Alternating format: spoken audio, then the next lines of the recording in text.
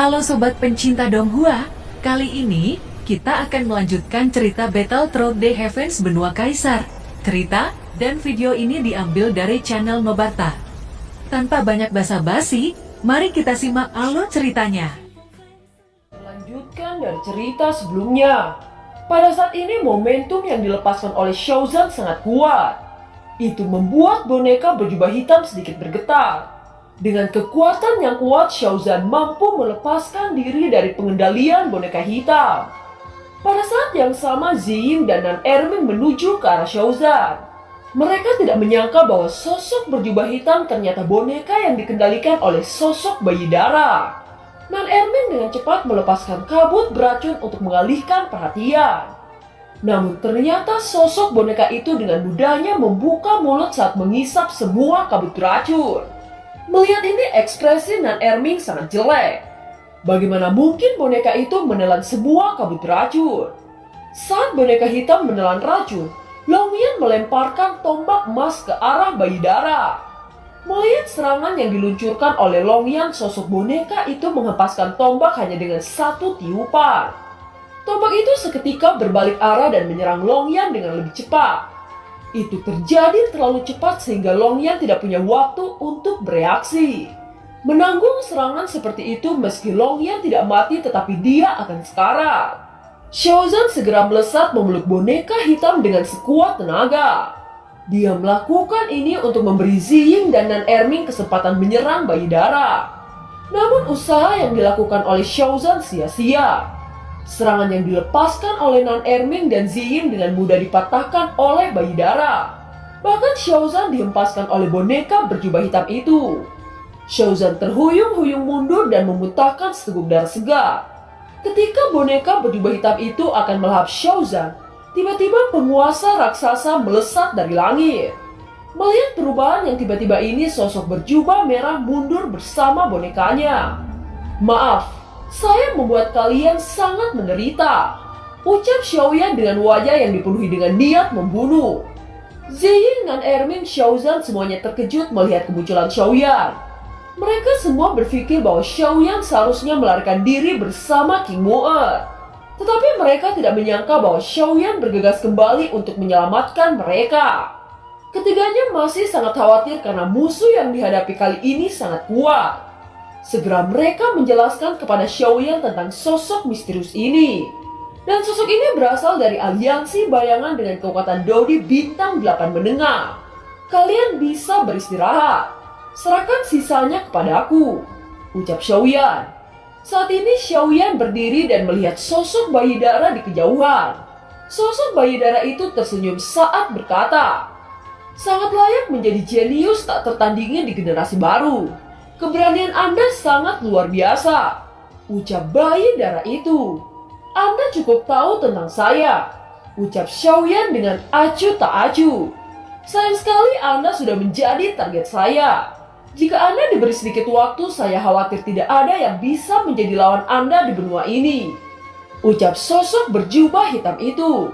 Xiaoyan tersenyum jahat tetapi tidak menjawab. Kekuatan Xiaoyan tiba-tiba melonjak dan mencapai bintang 7 puncak. Bahkan itu tidak menunjukkan tanda-tanda untuk berhenti. Tanpa keterampilan bertarung, tim Xiaoyan bisa meledakkan kekuatan hingga mencapai Dodi bintang 7 puncak. "Bagaimana itu mungkin?" ucap Xiaozan dan yang lainnya. Mereka tidak tahu bahwa itu adalah efek ramuan peledak. Ramuan peledak mampu meningkatkan kekuatan. Tetapi menggunakan ramuan ini memiliki batas waktu dan memiliki efek samping. Jika pengaruh ramuan telah habis, maka squelnya tidak bisa bergerak dalam beberapa hari. Pada saat ini nyala api meledak dari bahu Xiaoyan. Nyala api itu berputar dan berubah menjadi Yuwa kecil. Yuwa kecil muncul bersama Angry Buddha Lotus Flame di tangannya. Pada saat yang sama, Xiaoyan perlahan-lahan melayang di udara menatap sosok bayi dara dan boneka hitam. Sosok bayi dara itu mengamati penguasa Suan dan lotus api di tangan Yuwa kecil. Dia berkata, "Jadi itu adalah roh api. Sepertinya ini adalah makanan yang sangat berharga. Tidak hanya kamu datang dengan sendirinya, justru kamu berani menunjukkan roh api di hadapanku," ucap sosok bayi dara itu. Setelah mengatakan itu, boneka hitam melayang di udara dan meluncurkan serangan ke arah Xiaoyan dan Yua kecil. Melihat ini, Yua kecil melemparkan Angry Buddha Lotus Flame dari tangannya. Namun Angry Buddha Lotus Flame itu yang bisa menghancurkan dunia dengan gampangnya dilahap oleh boneka hitam. Dia bahkan mampu menelan Angry Buddha Lotus Flame. Sungguh metode yang misterius, ucap dalam hati Xiaoyan. Bayi darah itu mengamati Xiaoyan dengan tajam. Xiaoyan jelas tidak menggunakan pertarungan tim, tetapi bayi darah itu bisa merasakan Doki Xiaoyan masih terus melonjak dengan sendirinya. Dia tidak tahu metode rahasia apa yang digunakan Xiaoyan. Adapun beberapa ramuan untuk meningkatkan kekuatan, tetapi itu hanya bertahan satu serangan. Namun mengapa energi yang dipancarkan oleh Xiaoyan masih naik dengan pesat? Dia memang bukan orang yang bisa diremehkan. Saya ingin melihat sejauh mana kekuatan Anda dapat ditingkatkan, ucap sosok bayi darah itu. Mengambil keuntungan dari celah ini, King Mu'er bergegas ke lubang besar saat mengambil Molistrom yang sekarat di tanah. Kondisi Molistrom saat ini terluka parah dengan mata tertutup rapat. Mu'er membawa pergi ke kelompoknya dan berkata, meskipun kondisi Molistrom sangat buruk, setidaknya dia masih memiliki nafas hidup, ucap King Mu'er. King Mu'er memberikan pil penyembuhan dan memasukkannya ke mulut Molistrom. Setelah beberapa saat, wajah Molistrom menunjukkan kemerahan. Melihat ini, King Mu'er dan yang lainnya menghela nafas lega. Tidak lama kemudian mereka dikejutkan oleh guntur yang menggelegar di awan hitam. Pada saat mereka mendongak, mereka menemukan bahwa itu adalah sosok Longyan yang bangkit dan menyerap guntur. Tubuh Longyan sekali lagi menyala petir emas dan bahkan tampak lebih kuat dari sebelumnya. Saya terlalu meremehkan naga guntur emas ini. Bahkan dia mampu menjadikan sebagian energi dan naik ke Daudi bintang 7. Ucap sosok bayi darah itu sedikit terpana. Namun bayi darah itu sama sekali tidak menganggap Longyan sebagai ancaman. Bahkan dia tidak menganggap kalau Longyan ada. Pada saat ini dia terfokus pada Xiaoyan dan roh api Yua kecil. Saya akan mengakhiri pertempuran ini dengan cepat, ucap bayi darah menggerakkan boneka hitam saat melesat ke arah Xiaoyan. Bayi darah itu sekali lagi menyatu dengan boneka hitam. Dia menyemburkan kabut hitam dan semua makhluk hidup yang berjarak 2 mil akan melambat di bawah kendalinya. Dia melesat dan sudah tiba tidak jauh dari Xiaoyan.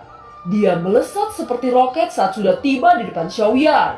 Xiaoyan tidak bisa bereaksi tepat waktu di bawah tekanan aneh yang terpancar dari sosok boneka hitam. Dengan tendangan keras, tubuh Xiaoyan jatuh ke tanah dengan sangat menyedihkan. Sebelum boneka hitam itu melanjutkan, tiba-tiba dia melihat 9 bola guntur dari Longyan. Wajahnya sekali lagi membentuk mulut saat melahap 9 guntur yang dilemparkan Longyan. Tubuh boneka hitam tiba-tiba membekak menjadi besar. Dia bergerak dengan cepat dan memegang ekor Longyan sebelum membantingnya dengan keras di tanah. Semuanya dengarkan. Segera membentuk keterampilan tim, teriak Xiaozan kepada lainnya. Mereka mengangguk dan menggunakan keterampilan bertarung tim untuk meningkatkan kekuatan Xiaoyan. Longyan berjuang bangun dengan darah mengalir di sudut mulutnya. Dia pergi ke Xiaozan dan segera melakukan segel pergerakan tangan yang sama.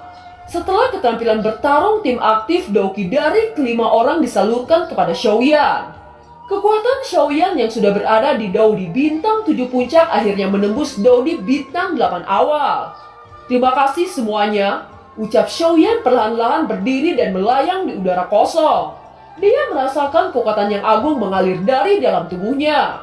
Dahi Xiaoyan bersinar dengan cahaya merah. Reinkarnasi Buddha Lotus Flame keluar membentuk 2 cakram api besar di depannya. Dengan cepat 2 cakram membentuk rotasi dan menyedot semua makhluk hidup apapun dalam jarak 2 mil. Reinkarnasi Buddha Lotus Flame adalah teknik yang diciptakan Xiaoyan sejak dia menembus Douseng.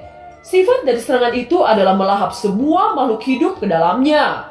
Itu tergantung di mana Xiaoyan akan mengarahkan lubang cakram tersebut. Hal yang mengerikan bahwa saat ini Xiaoyan bisa membuat 2 reinkarnasi Buddha marah. Tentu saja daya tariknya tidak terbayangkan. Semua yang masuk ke dalam lubang pusaran akan mati terbakar di dalam kehampaan itu. Sekarang saya ingin melihat siapa yang akan menjadi mangsa dan dimangsa, ucap Xiaoyan. Kabut hitam yang diciptakan oleh boneka hitam itu bahkan diserap tanpa sisa oleh reinkarnasi Buddha Lotus Flame. Kecepatan rotasi cakram api sangat mencengangkan. Mata sosok bayi darah itu menunjukkan keterkejutan. Dia merasakan bahaya besar jika dia jatuh ke dalam dua cakram api misterius yang ada di depan Xiaoyan. Pada saat ini sosoknya menahan daya tarik yang hebat. Jika ini terus berlanjut, cepat atau lambat dia akan mati di tangan Xiaoyan. Tiba-tiba dia menoleh ke arah kelompok Xiaoyan. Tangan boneka hitam itu menjadi panjang saat menarik leher Nan Erming dengan sangat keras. Melihat tindakan secara tiba-tiba ini, ekspresi Xiaoyan berubah. Aku akui Anda sangat kuat. Tetapi jika Anda pikir bahwa saya adalah sekelompok orang yang sembrono, maka Anda salah besar. Ucap bayi darah itu tiba-tiba mengaktifkan keterampilan jarum kematian. Saat jarum hitam muncul, krisis kematian melanda Nan Erming. Jarum hitam mengembun membentuk jutaan jarum tajam. Melihat ini, Longyan melesat ke udara membentuk perisai naga. Saat ini hati Xiaoyan dipenuhi dengan ketidakpercayaan. Dia tahu jika Longyan mengambil serangan ini maka Longyan bisa mati. Xiaoyan terbang ke arah Longyan dan tubuhnya membengkak menutupi tubuh Longyan. Armor roh besi bersinar di tubuh Xiaoyan dan pada saat yang sama api surgawi membungkus tubuhnya. Longyan terkejut saat dia melihat Xiaoyan sudah berada di depannya. Dia berteriak dengan keras. "Ayah, apa yang Anda lakukan?" teriak Longyan dengan meneteskan air mata. Xiaoyan hanya tersenyum, kemudian jutaan jarum hitam menghujani tubuh Xiaoyan. Xiaoyan memuntahkan seteguk darah besar, tetapi armor yang diperkuat oleh api surgawi tidak pecah. "Xiaoyan, jangan pedulikan aku. Kelemahan bayi darah ini berada pada tali di belakang boneka itu. Selama kamu berhasil memotongnya, maka dia akan mengalami kerusakan," teriak Nan Erming yang berada dalam cengkraman boneka hitam itu. Boneka hitam itu menusuk perut Nan Erming dan racun misterius menyebar ke dalam tubuhnya.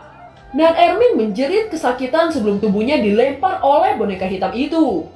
Ketika reinkarnasi Buddha Mara itu menghilang, sosok bayi darah itu terbang di udara.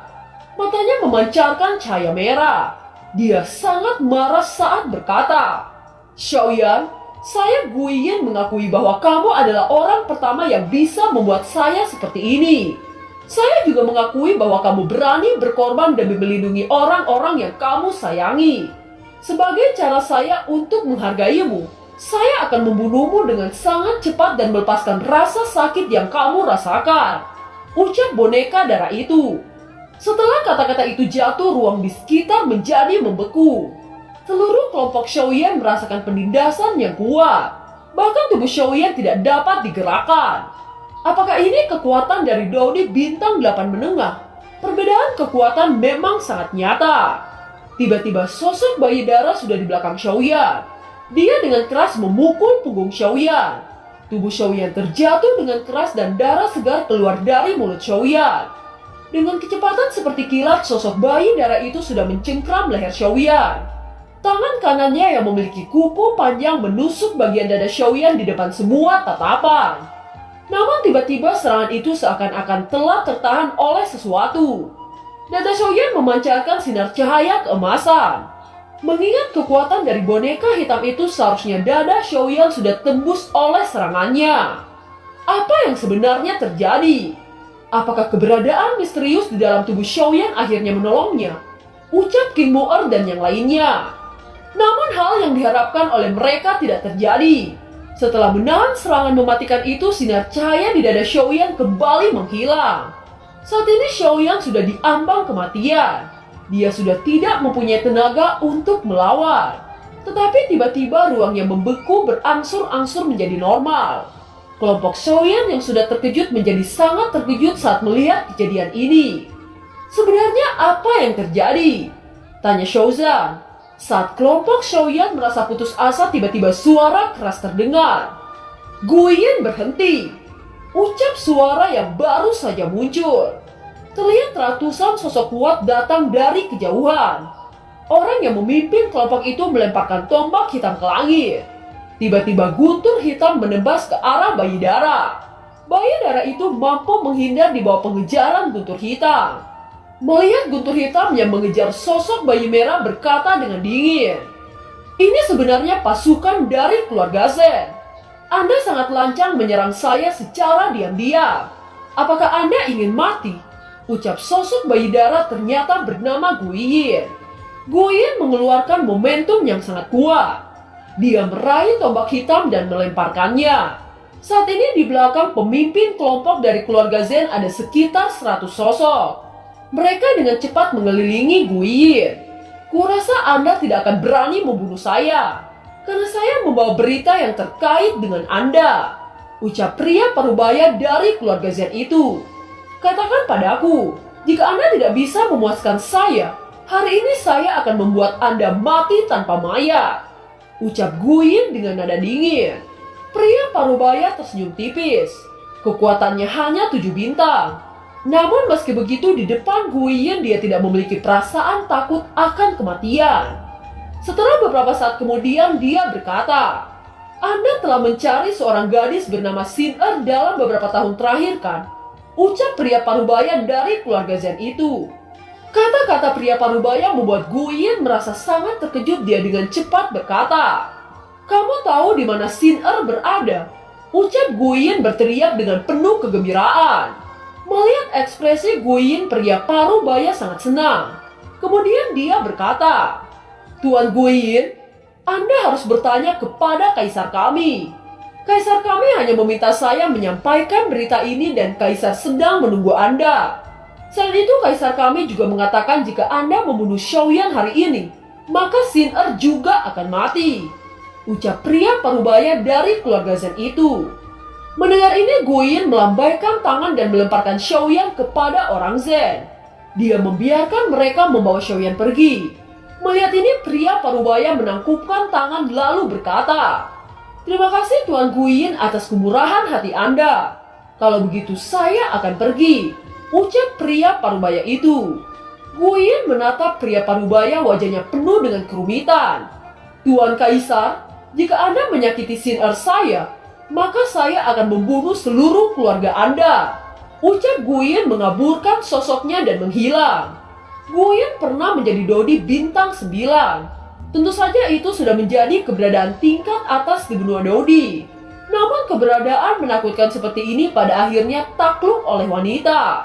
Xin-Er, seharusnya saya dikubur. Karena rasa cintaku padamu saya dibangkitkan.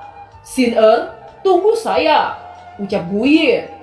Semua pasukan dari keluarga Zen membantu kelompok Xiaoyan untuk bergegas pergi. Tuan, bagaimana dengan Dandan? Ucap salah satu orang mendekati pria parubaya itu. Pria parubaya dari keluarga Zen itu berpikir sejenak lalu berkata, Bawa dia bersama kita. Ucap pria parubaya. Orang itu mengangguk dan terbang ke arah Dandan. Setelah itu mereka terbang dengan kecepatan penuh. Scene berganti di dalam aula Xiaofu Mansion.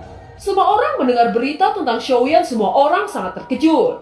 Zenin dengan cepat memobilisasi pasukan Xiaofu untuk menjemput Xiaoyan. Saat ini wajah Sun-Er dipenuhi dengan kecemasan. Dia merasa bahwa sesuatu yang buruk sedang terjadi. Scene berganti di kediaman klan Yao. Yao Tian yang mendengar berita bahwa Xiaoyan sedang dalam masalah, dia segera berdiri lalu berkata, Bawa alkemis tingkat 6 dan ikuti saya ke Xiaofu Mansion. Ucap Yao Tian. Yao Tian dipenuhi rasa khawatir. Setelah mendapatkan berita bahwa Xiaoyan terluka parah, dia tidak bisa hanya tinggal diam. Dia percaya bahwa kebangkitan klan Yao tidak lepas dari Xiaoyan. Jika terjadi sesuatu pada Xiaoyan itu sama saja membunuh klan Yao. Oleh karena itu apapun yang terjadi Xiaoyan harus hidup. Yao yang mendengar Xiaoyan terluka parah, dia segera bergegas bersama Yao Tian. Dan film pun berakhir. Terima kasih telah menyimak dari awal sampai akhir ya. Sampai jumpa.